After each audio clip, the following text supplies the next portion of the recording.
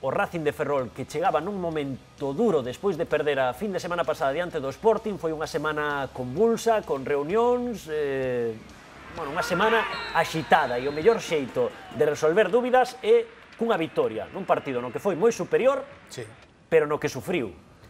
Sufriu polo marcador, que sempre estuvo aí corto, pero creo que foi moi superior en as chegadas, en os remates, problemas ao millor de precisión, pero creo que mereceu a vitoria. Dianteiro que defende, Geni, penalti que fai, penalti clarísimo a Pablo Rey, e marca Tito, por fin, despois de 10 xornadas, Joselu.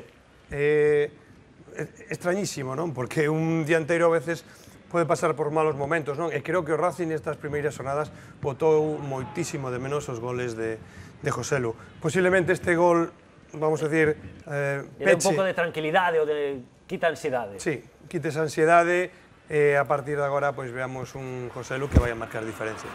Aí estamos a ver o Racing que tivo moitas oportunidades para aumentar o marcador, sobre todo nas botas dese xogador de Dani Rodríguez, que nos deixou detalles como este. Vai, xogadorazo, outro home que adestrou Tito, como, bueno... Sí, é que ademais, para min, Dani, non solamente no campo, sino fora do campo, reúne unhas condicións... Era teu capitán. Sí, moi xovenciño, dándolle de responsabilidades para un chaval tan xoven como el importantes. Este era de Guti, Me alegro moitísimo de que lle vayan tamén as cousas, moitísimo.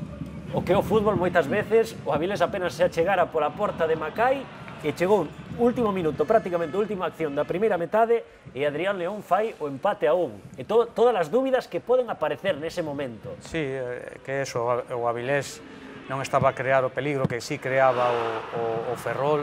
O Ferrol ten un equipo para relacionarse moi bon, un pouco blandiño a hora de finalizar. Eu creo que ten que ter máis decisión, máis precisión. Pero claro, o Avilés sempre estaba no resultado, non? Entonces sempre pode pasar estas cousas, non? Aí estamos a ver o gol de Dani Rodríguez, precisamente o protagonista do partido, e ao final este abrazo tan simbólico dos xogadores do Racing que quixeron demostrar deste xeito a unión que hai no vestiario. Todos estamos para sacar o mellor ao Racing, non? A mí me daba pena que con este talento que hai no equipo pues estuviéramos sufriendo como sufrimos, non? Entonces, bueno, chega un momento en que realmente temos que poñer todo o mellor que temos, non? Outra cosa é que nos equivoquemos, non acertemos como podía pasar hoxe, non? Pero desde logo que non se tampouco penso que non se pode decir que o esforzo dos xogadores, de feito os xogadores saían do campo e xa non podían máis, non? Como adestrador non podo pedir nada máis que iso.